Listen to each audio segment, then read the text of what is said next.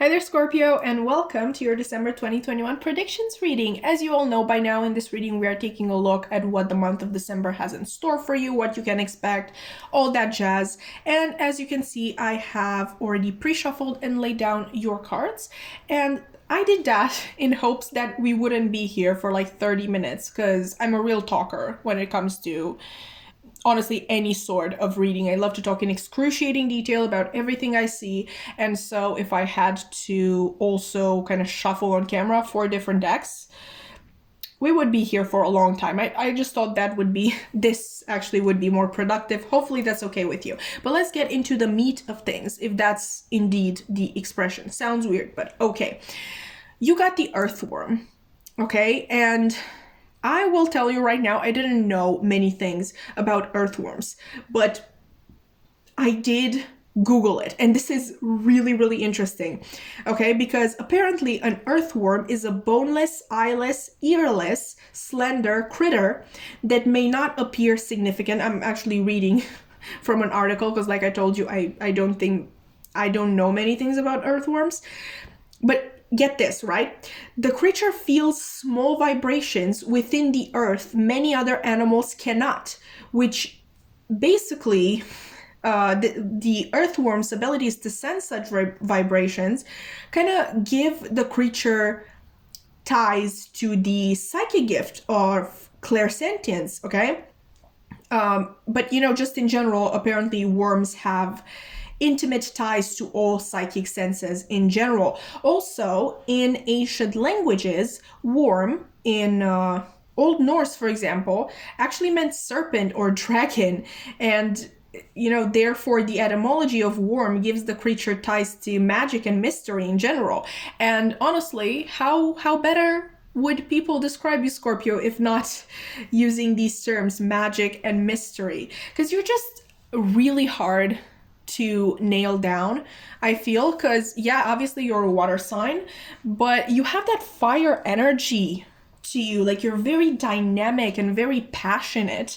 And on that note, actually, it's really interesting that you have both the death card in your spread and this full moon in Aries, because if you don't know, in ancient astrology, back when people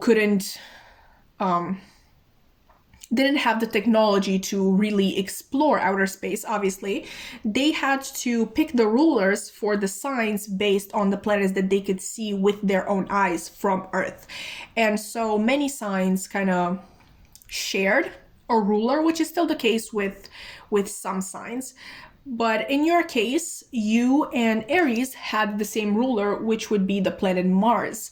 Okay, so that's that interesting combination, because nowadays you're obviously ruled by Pluto, which is the planet of transformation and sort of, yeah, hidden stuff. So we could use the term mystery. But you also have influences from the planet Mars, which, yeah, it's not necessarily the planet associated with magical stuff, but it's definitely very dynamic and it just burns brightly. You're really hard to nail down, but you're also hard to ignore. But anyway, back to your December reading. What I'm feeling is that you're really getting closer to your roots. Okay, I don't know where that came from. This can be literally like roots. Basically getting contact with your own inner power, which might be the case because many signs actually had that message come through. But also this can be a literal roots, like your family, your ancestor line. Okay, there's definitely a lot of opportunities coming towards you in the month of December to both explore old aspects of yourself. And when I say old, I mean aspects that have been there sort of like since you were born, but also new aspects of yourself that come with you trying new things. Okay, I am getting a little bit of overwhelming feeling, like what do I do next? Like, what do I have to do now? I don't have time to rest. But it's also very exciting. Okay, and I really feel like the culmination is going to be worthwhile because it's going to be something big. this can really be centered around a really big goal or dream of yours, with a lot of side quests, with the Seven of Cups being here, because that's, you know, you see how many cups this person has in front of them and they sort of have to choose. But all of these so-called side quests will also help you on your main path. I'm also kind of hearing the king is dead. Obviously, we have here, in the death card, we have this figure being basically dead on the ground, and it is a king. If I'm not mistaken, in the original Rider-Waite, this is the modern witch tarot, but in the original Rider-Waite, the figure that is on the ground is actually the Hierophant. But this, honestly, I'm pretty sure this is the King of Cups. I haven't read it anywhere, but it's literally the same figure as in the King of Cups. And another interesting thing about that is that your card is the Queen of Cups, so basically the counterpart to the King of Cups. So I'm kind of getting that maybe by shedding an old skin, maybe the person that you were when you were around a certain group of people, or just a certain person in general, you achieve rulership, kingship over your own life. Like, I'm really getting that there has been this person or group of people that has hurt you in the past, because we also have the Nine of Wands here, which is the wounded warrior card. Like, you see how this person is constantly looking over their shoulder. They're expecting sort of something bad to come to them. Yeah, I really think that that is your hurt from a past experience, like I said, with a person or with a group of people. But now the king is dead. Okay, and long live the queen, in the sense that you're the Queen of Cups. I just said that, sorry. There's just a lot of energy coming through in your reading, and it's not, like, it's literally this Seven of Cups energy. There's a lot of messages coming in, but they're not really connecting with one another. And this can literally mean two things: that maybe spirit doesn't want me to connect them for you and make it clear for you, because the journey is very important in achieving this goal. But also it may mean that this fiery climax isn't actually happening in December. Okay, this is just kind of a gathering of facts and information and energy in itself, but like the actual climax will come maybe next year, maybe in January, February, whatever it is. But yeah, to sum up what I see so far, I see that a very important presence in your life, a presence that was quite dominant, is now gone, and you kind of take over for them. Obviously, this can mean a lot of things. Like, obviously, if this is a relationship, it literally means that you were in a toxic relationship and you were basically controlled by this other person, and you're taking back control over your own life. This can be about a business. Maybe your boss is retiring and they let you take the reins. Or, and I really don't want to say this, please take it only if it resonates. I mean, in the sense that if it has already happened, maybe a parent has literally died and you are now taking over for them, taking over in taking care of the family, maybe of the other parent that was left behind, or any other family members that need it.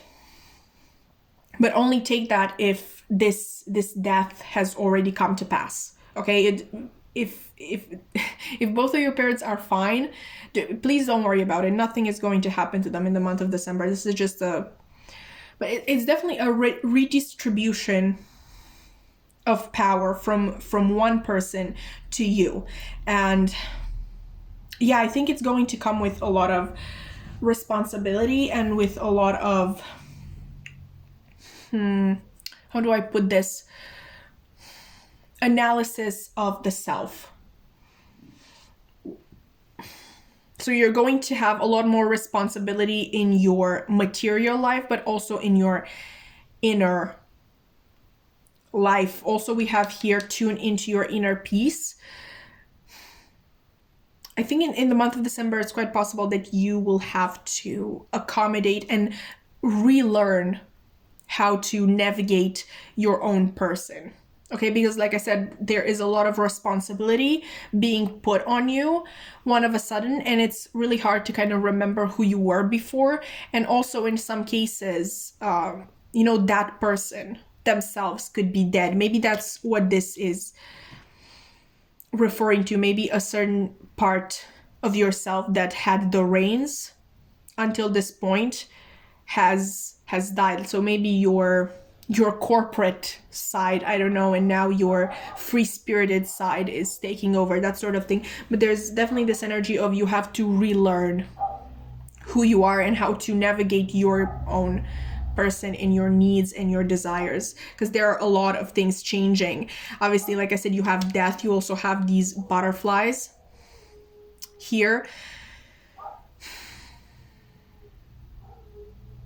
With the earthworm, like once again, you may feel a lot more connected to the spirit world than you were in the past. And that doesn't just have to be your ancestor line, but maybe your spirit guides. Maybe you're hearing your spirit guides for the first time. Like you kind of sort of always knew they were there, but you never actually talked to them. And now they choose to talk to you and you can actually hear them. Or it can be actually your higher self that you're talking to, because like I said, you need to relearn how to navigate yourself.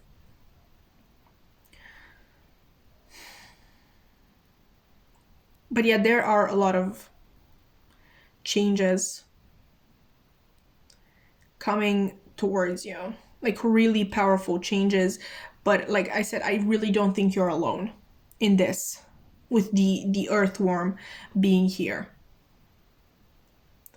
And in a sense, I do believe it's a gift. I do believe also that this month is going to be particularly difficult for you. It is going to be a sort of struggle, but it's not going to be a pointless struggle. Like you're going places, like you're literally going places. Okay, I have actually no idea if any of that made sense, but you know how sometimes you just hear something and it makes sense to you, like immediately, even if it's gibberish, it just like resonates deep in your soul. I really hope that I did that, because like I said, there are just a lot of incoming messages coming to you, but like nothing to actually hold them together. As a closing statement, I guess I would tell you to believe in yourself, and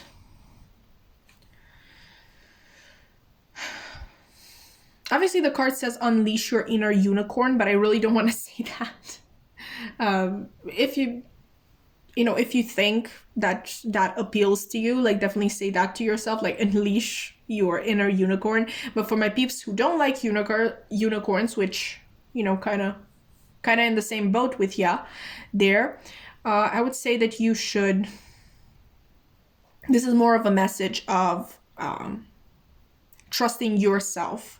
Most importantly, your higher self. Because like I said, I really think your higher self is going to try to communicate with you this month. Okay, Scorpio, so that has been your reading. I hope that you enjoyed this disjointed reading here. You were actually the closing act, so to speak. You're the last sign that I did, so this is quite the finale, I would say. If you, like I said, enjoyed, you can like, comment, subscribe. I would love to keep your wonderful energy around. I also have my social media links in the description box below if you want to check those out. I have my main Instagram, a tarot Instagram, and a tarot TikTok where I post readings almost every single day. They're shorter than this, so maybe you're going to enjoy those more. But anyway, that has been it for me today. I really hope to see you in another reading. Bye!